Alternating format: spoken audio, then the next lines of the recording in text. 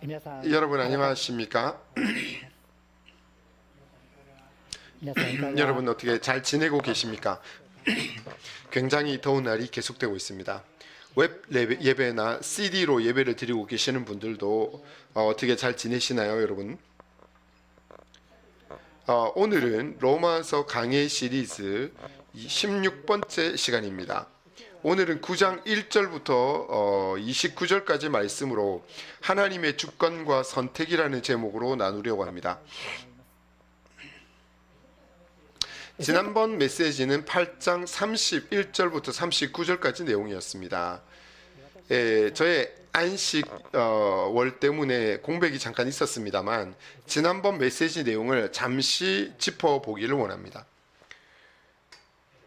로마서 5장부터 8장까지는 믿음으로 의롭다함을 받는 것의 그 놀라움에 대해서 가르쳤습니다. 특별히 8장 후반부에서는 하나님께서 우리 크리스찬들과 같은 편이라고 하는 말씀을 하셨습니다. 그리고 어떤 것도 하나님의 사랑에서 끊을 수 없다라고 바울이 아주 강하게 선포했습니다. 오늘 우리가 배우는 9장 1절부터 39절에서는 바울이 마음 가운데 있는 큰 슬픔에 대해서 말하고 있습니다. 그것은 자기 동족 이스라엘 사람들의 구원에 대한 것이었습니다. 이곳에 있는 우리는 이스라엘 사람들은 아니지만 우리들에게 있어서도 구원에 대해서 배울 수 있는 중요한 부분이라고 생각합니다. 자, 그러면 오늘 이 본문 말씀을 같이 보겠습니다. 먼저 9장 1절부터 3절까지 말씀 보겠습니다. 9장 1절부터 3절 읽겠습니다. 내가 그리스도 안에서 참말을 하고 거짓말을 아니하노라. 나에게 큰 근심이 있는 것과 마음에 그치지 않는 고통이 있는 것을 내 양심이 성령 안에서 나와 더불어 증언하노니 나의 형제 곧 골육의 친척을 위하여 내 자신이 저주를 받아 그리스도에게서 끊어질지라도 원하는 바로라.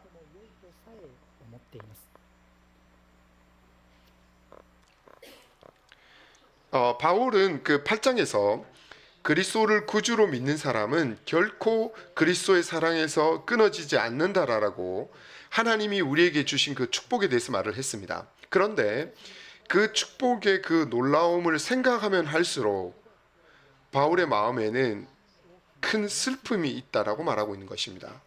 바로 그 슬픔이라고 하는 것은 자기의 동족인 이스라엘 사람들의 구원에 관련된 것입니다. 이스라엘 사람들의 대부분의 사람들은 예수 그리스도를 구주로 믿는 것을 계속해서 거부했기 때문입니다. 그들이 구원받을 수 있다면 자기 자신이 희생이 되어서 그리스도에게서 끊어지더라고, 또 저주받는 자가 되어도 좋다라고까지 여기 2절에 보면 말하고 있습니다. 계속해서 읽어보겠습니다. 4절 5절 읽어보겠습니다. 4절 5절입니다. 그들은 이스라엘 사람이라.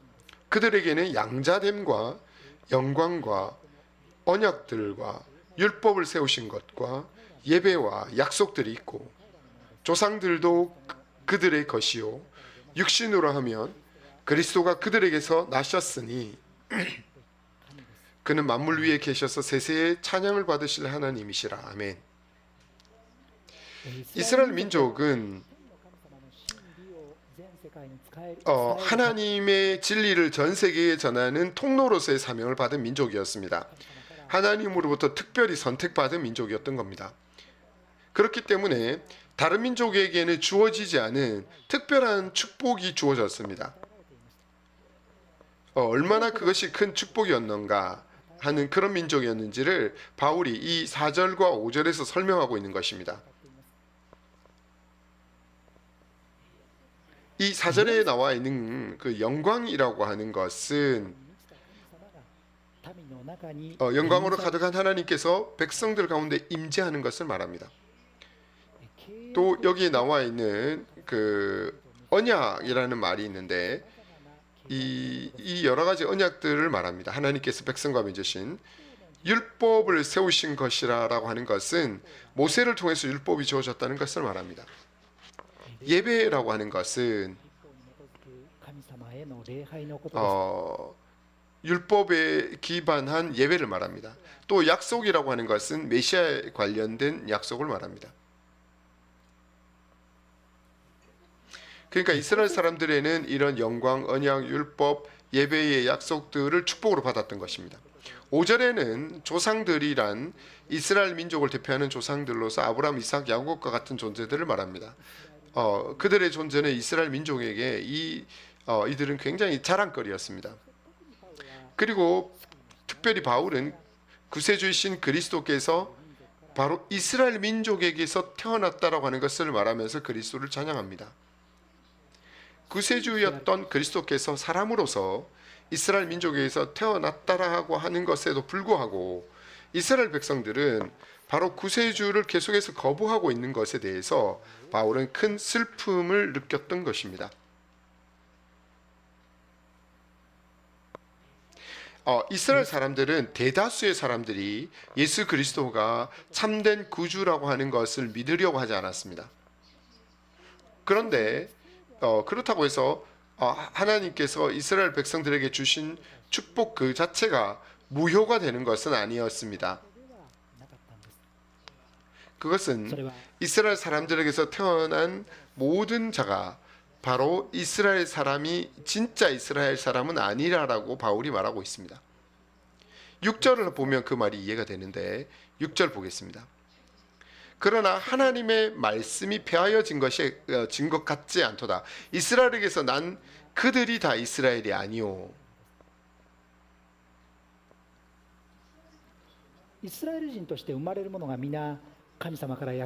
이스라엘 사람으로 태어나는 모든 사람이 하나님으로부터 약속받은 그 축복이 진짜 이스라엘 사람이 아니라라고 바라고 말하고 있습니다. 하나님으로부터 축복은 하나님으로부터 선택된 그 사람만 받는 것이라고 바울이 계속해서 말합니다.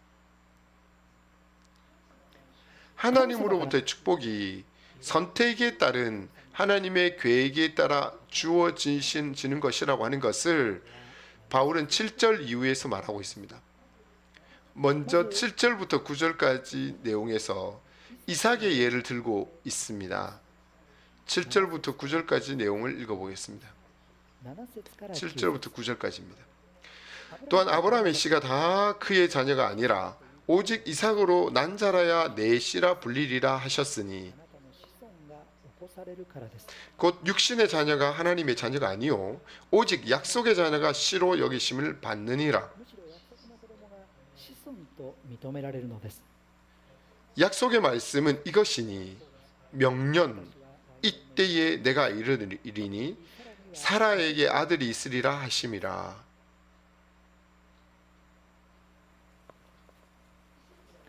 이삭은 아브라함의 아들로서 태어난 인물이죠. 이스라엘 민족은 이 아브라함으로부터 시작이 됩니다. 아브라함에게는 두 명의 아들이 있었습니다.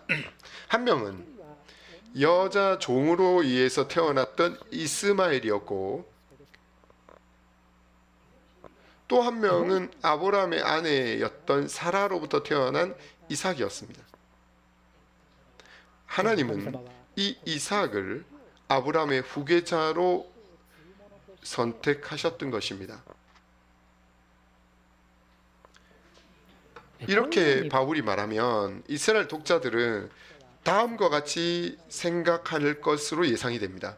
하나님께서 이렇게 이삭을 선택하신 것은 이스마엘이 여성 종에게서 태어난 자식이고 이삭은 아브라함의 아내에서 태어난 자식이기 때문이다. 여자의 자식으로 여종의 종으로 태어난 것은 정실 부인의 자식으로 태어났는지 하는 이 조건에 의한 것이라고 아마 이스라엘 백성들은 그렇게 생각했을 것입니다. 그래서 이삭의 아들인 야곱의 예를 들어서 바울이 설명합니다. 10절부터 13절까지 보겠습니다. 10절부터 13절입니다. 그뿐 아니라 또한 리브가가 우리 조상 이삭 한 사람으로 말미암아 임신하였는데 그 자식들이 아직 나지도 아니하고 무슨 선이나 악을 행하지 아니한 때에 택하심을 따라 되는 하나님의 뜻이 행위로 말미암지 않고 오직 부르시는 이름으로 말미암느니라고 소개하려 하사. 저는 야곱을 사랑하고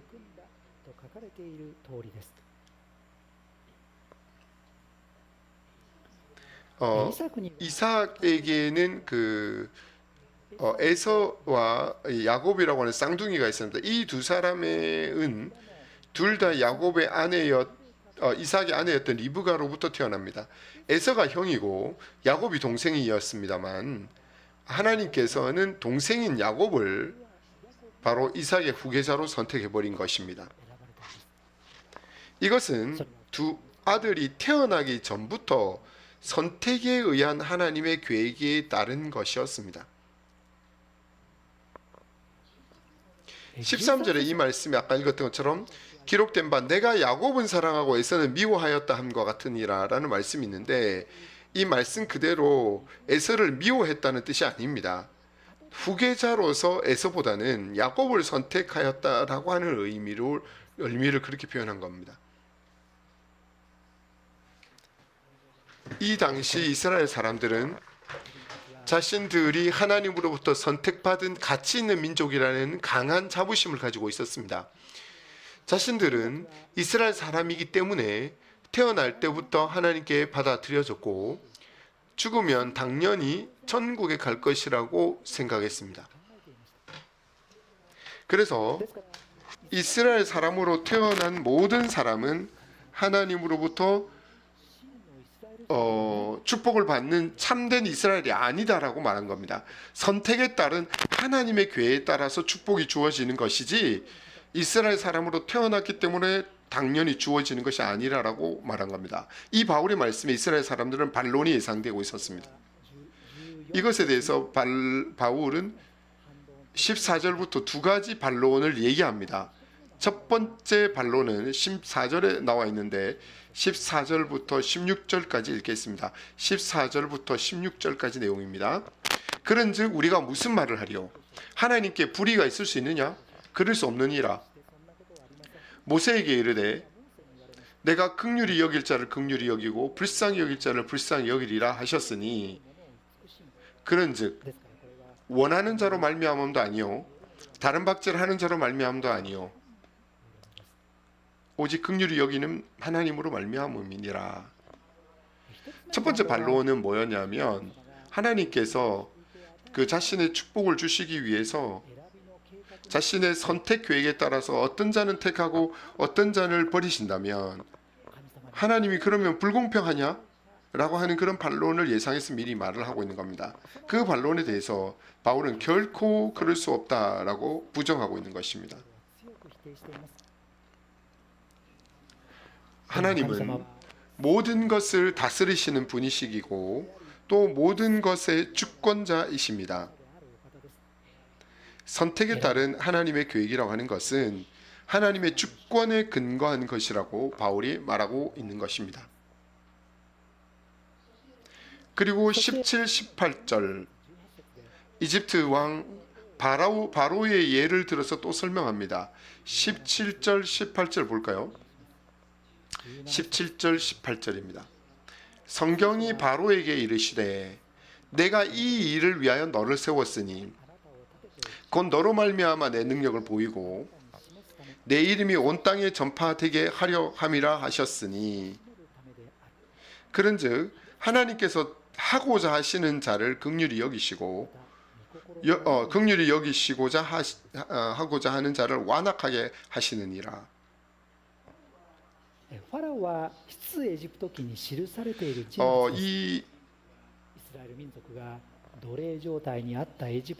그 출애굽기에 나와 있는 왕이 이 바울이죠. 이스라엘 민족이 노예 상태로 있을 때, 이스라엘에서 탈출하려 했을 때 그것을 끝까지 거부했던 왕이 이집트의 왕이었습니다. 바로는 이스라엘 민족이 이집트에서 나가는 것을 여러 번 방해를 합니다. 그렇지만 하나님으로부터 재앙을 반복적으로 받게 되고 마침내 이스라엘 민족을 나갈 수 있게 해줍니다. 이스라엘 민족이 나간 다음에도 생각을 바꾸어서 군대를 이끌고 이스라엘 백성을 쫓아갔습니다만 백성들이 바다가 갈라진 길을 걷는 다음에 바다가 원래대로 되돌아가 버려서 군대는 전멸하게 됩니다. 그런 이 바로를 이집트 왕으로 세우신 것은 바로 하나님의 능력을 바로에게 보여줘서 하나님의 이름을 온 세상에 알리기 위함이었다라고 성경이 지금 기록하고 있는 것입니다.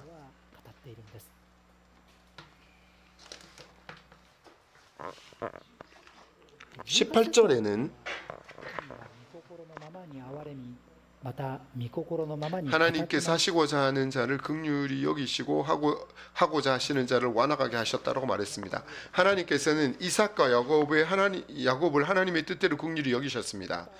또 바로를 하나님의 뜻대로 완악하게 하셨습니다. 이런 예를 들어서 선택에 따른 하나님의 계획이라고 하는 것은 바로 하나님의 주권에 근거한 것이라고 바울은 강하게 말하고 있는 것입니다.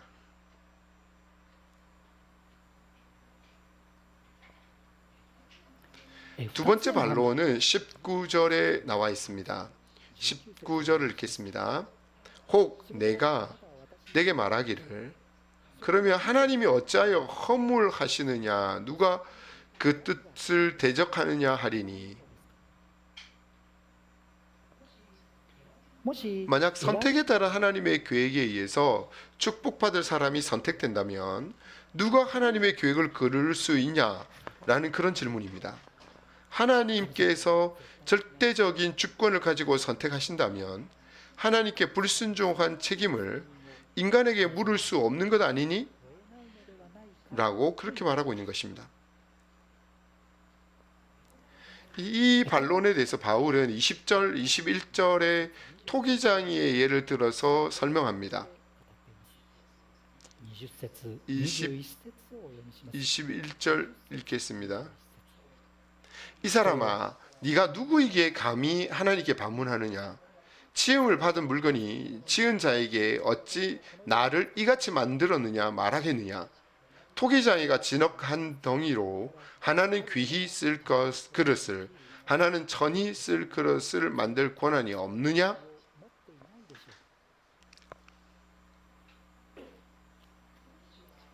토기장이는 같은 흙덩이로 어떤 그릇을 만들지 자기 스스로 결정할 권리가 있다는 것입니다. 그것과 마찬가지로 창조주이신 하나님께서 어떻게 사람을 만들지에 대한 권리를 가지고 계시는 것입니다. 그렇기 때문에 지음받은 사람이 지은 자에게 인간의 생각으로 제 마음대로 제 멋대로 비판하는 것은 분수를 모르는 지나친 행동이라고 바울이 말하고 있는 것입니다. 22절부터 24절은 진노의 그릇, 긍휼의 그릇이라고 하는 두 가지 그릇에 대해서 말합니다. 22절부터 24절을 읽어보겠습니다. 22節から24節それでいてもし神が御怒りを示してご自分の力を知らせようと 22절부터입니다. 만일 하나님이 그의 진노를 보이시고 그의 능력을 알게 하고자 하사 멸하기로 준비된 진노의 그릇을 오래 참으심으로 관용하시고 또한 영광 받기로 예배하신 바 긍휼의 그릇에 대하여 그 영광의 풍성함을 알게 하고자 하였을지라도 무슨 말을 하리요? 이 그릇은 우리니 곧 유대인 중에서뿐만 아니라 이방인 중에서도 부르신 자니라.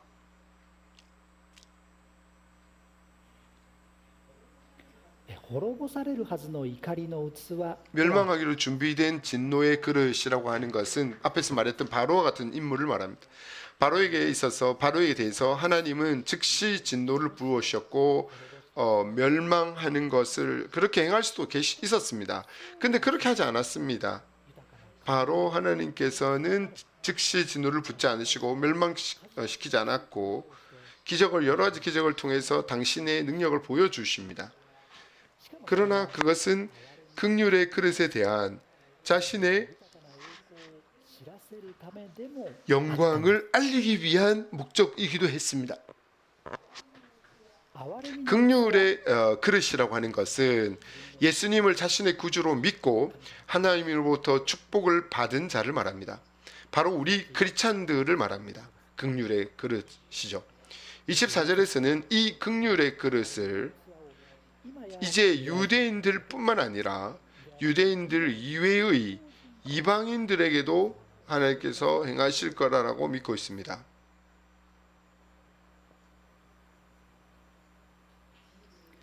계속되어지는 25절 26절에서 바울은 호세아서를 인용합니다.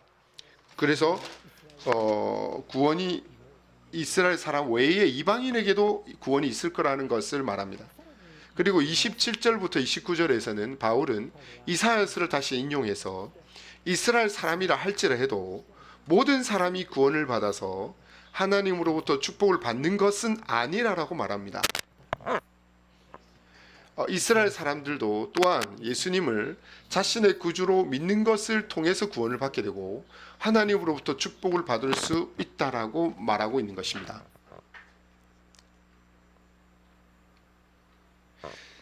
자, 여기까지 오늘 본문 말씀을 쭉 살펴보았습니다. 저는 이 부분이 굉장히 이해하기 어려운 부분이기도 했습니다. 저는 그렇게 느꼈습니다.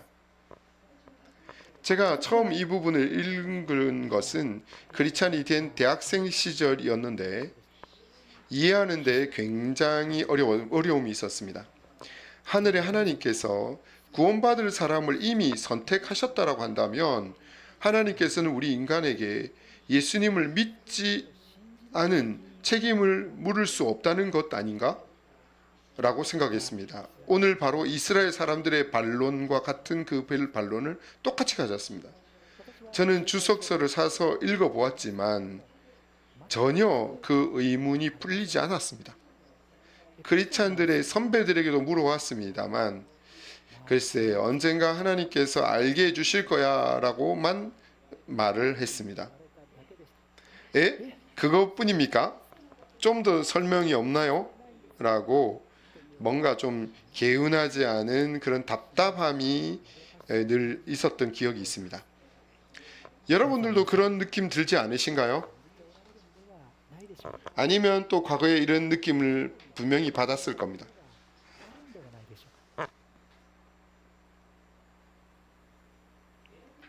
선택에 따른 하나님의 계획에 대해서 이해를 깊이 하기 위해서 저는 인간의 자유의지와의 관계에 대해서 이해할 필요가 있다고 느끼고 있습니다.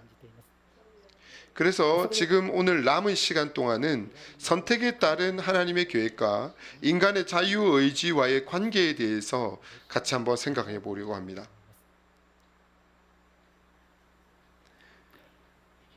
오늘 본문에서 배운 것과 같이 하나님으로부터의 축복은 선택에 따른 하나님의 계획에 따라 주어지는 것입니다.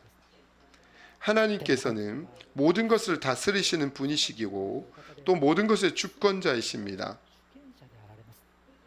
그렇기 때문에 주권자이신 하나님의 선택 계획에 따라 사람은 구원으로 인도받게 되고 축복을 받습니다. 그러나 이 선택 계획이라고 하는 것은 반드시 인간의 자유의지를 사용해서 무엇에도 구속받지 않고 자유롭게 결정한 결과로 이루어지는 실현되어지는 것입니다. 우리 인간의 구원에 대해서 선택에 따른 하나님의 계획과 인간의 자유의지와의 관계를 설명하는 이런 이야기가 하나 있습니다. 우리가 구원의 문 앞에 섰을 때 구원의 문에는 그 위에는 예수님의 이런 말씀이 적혀 있습니다. 나를 믿으라. 그렇게 적혀 있습니다. 그래서 우리는 그 말씀에 따라서 우리는 예수 그리스도를 구세주로 믿고 구원의 문을 통과했습니다. 구원의 문을 통과한 후에 문을 되돌아보니까 문 뒤에는 이렇게 적혀 있습니다. 내가 너를 택했다. 이렇게 적혀 있는 것입니다.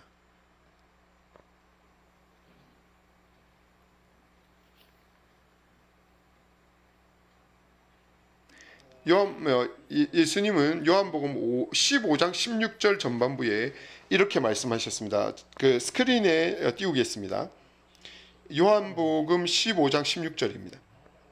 너희가 나를 택한 것이 아니요 내가 너희를 택하여 세웠나니 이는 너희로 가서 열매를 맺게 하고 라고 이렇게 말하고 있습니다. 예수님께서는 너희가 나를 택한 게 아니라 내가 너희를 택했다 말하고 있습니다. 우리는 자유의지로 구원의 문을 통과했습니다. 하지만 그것은 예수님께서 우리를 택하셨기 때문이라고 성경이 가르치고 있는 것입니다. 다시 말해서 선택에 따른 하나님의 계획의 실현에는 반드시 인간의 자유의지에 의한 결단이 수반되고 있다는 것입니다. 선택에 따른 하나님의 계획과 인간의 자유의지가 표리일체의 관계가 된다는 것입니다. 선택에 따른 하나님의 계획은 인간의 자유의지와 관계없이 제 멋대로 진행되는 것은 아니라는 것입니다.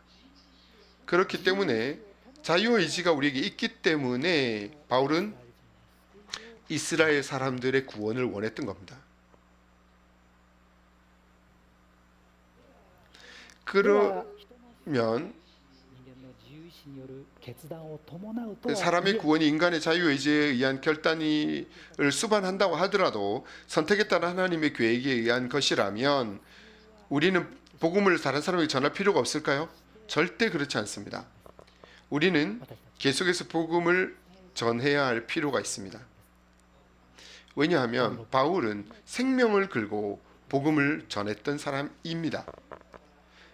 그렇다면 우리 인간에게 있어서 누가 선택에 의한 하나님의 계획에 들어왔는지 우리 인간은 전혀 알 수 없기 때문입니다. 상대방이 지금은 복음에 귀를 기울이질 마음이 전혀 없다고 해도 그 사람이 선택에 따른 하나님의 계획에 들어 없다라고 결코 말할 수 없기 때문입니다. 선택에 따른 하나님의 계획이라고 하는 것은 하나님의 영역입니다. 우리 인간이 결코 알 수 있는 것이 아닙니다. 분명하게 말할 수 있는 것은 예수님을 구주로 믿고 구원받은 우리들은 바로 그분이 선택해 주신 하나님의 계획에 들어있다고 말할 수 있다는 것입니다. 그렇지 않다면 우리가 최대한 우리가 기회를 살려서 우리의 복음을 전할 필요가 있다는 것입니다. 디모데후서 4장 2절 읽겠습니다. 스크린에 비추겠습니다.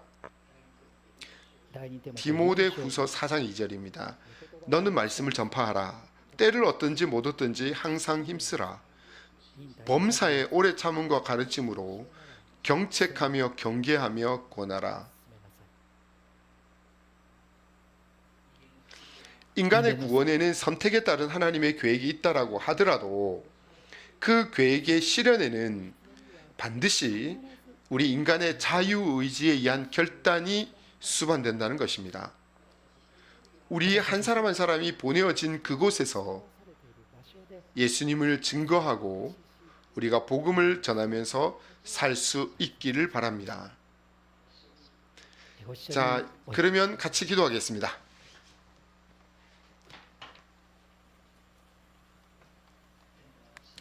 하나님 아버지, 오늘은 로마서 9장 말씀을 통해서 배웠습니다. 선택에 따른 하나님의 계획에 대해서 배웠습니다. 선택에 따른 하나님의 계획과 인간의 자유의지와의 관계는 정말 이해하기 어려운 문제입니다.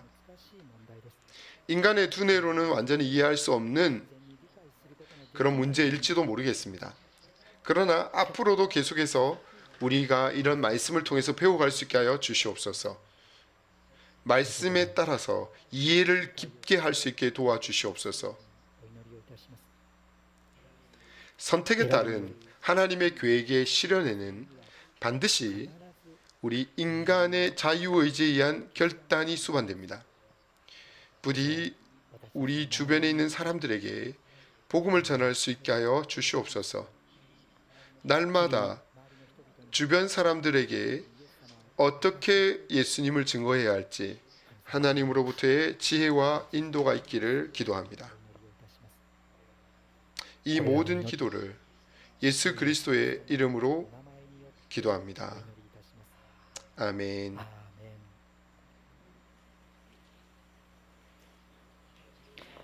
今日自分は神様に受け入れら 오늘 れ 나 자신이 하나님으로부터 받아들여졌는지 아닌지 잘 모르는 분이 계실 겁니다.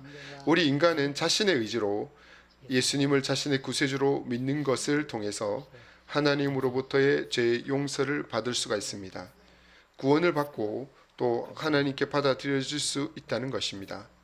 이 과정에 대해서 조금 더 설명하겠습니다. 인간에게는 누구나 마음에 죄가 있습니다. 사람을 미워하거나 질투하거나 거짓말하는 것 같은 이런 죄들이 누구나 다 있습니다. 이러한 죄가 인간과 하나님과의 관계의 장벽이 되어서 인간은 하나님의 사랑에서 끊어진 자가 되고 말았습니다. 죄 있는 자는 이 땅에서의 생명이 끊어진 이후에 죄의 형벌을 받아야 합니다. 성경은 인간이 죽은 후에 하나님의 사랑이 결코 미치지 않는 영원한 멸망에 가야 한다라고 가르치고 있습니다. 하지만 하나님께서는 우리를 깊이 사랑하셨습니다. 영원한 멸망에 가지 않아도 되도록 우리의 죄의 형벌을 대신해서 받아주실 구세주를 이 땅에 보내주셨던 것입니다. 그분이 바로 예수 그리스도입니다. 그리스도께는 단 한 가지 죄도 없었습니다. 하지만 십자가에 달려 돌아가셨습니다.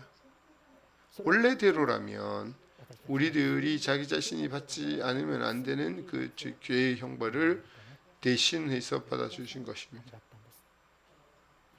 このイエス様の十字架のゆえに神様は私たちの罪を許してくださっ 이 예수 た。 그리스도 때문에 우리 죄도 용서를 해주신 것입니다. 어떤 사람이라도 그리스도가 자기 자신의 구세주라고 믿는 사람은 하나님으로부터의 죄의 용서함을 받게 됩니다. 그리고 하나님으로부터의 도움과 인도를 받아서 앞으로의 인생을 살 수 있게 歩んでいく 됩니다. ことができるようになります。 지금 今ご一緒に 예수 그리스도가 저의 구주입니다라고 믿는 기도를 하고자 합니다. 눈을 감고 기도에 참가해 주십시오. 제가 대표해서 기도하겠습니다. 목소리 내지 않아도 좋습니다만 제 기도의 목소리에 맞춰서 마음 가운데 기도해 주시기 바랍니다. 자, 그러면 기도하겠습니다. 하나님 아버지라고 기도해 주시기 바랍니다. 당신 앞에서는 私にも罪があり 저에게도 죄가 있습니다. 그리스도가 십자가에서 돌아가신 것은 저를 私 대신하는 것이었고 또 저의 죄를 용서하기 위한 것이었다는 것에 감사를 드립니다. 저는 지금 그리스도를 바로 私 제 자신의 구세주로 믿겠습니다. 아멘. アーメン。 지금 저와 함께 기도해 주신 분은 하나님으로부터 죄의 용서를 받으셨습니다. 크리스찬이 된 것입니다. 계속해서 여러분들은 이 예배도 참가해 주시길 바랍니다. 하나님의 사랑이 얼마나 큰가를 ぜひ聖書からご一緒に 같이 성경에서 함께 배워갈 수 있기를 바랍니다.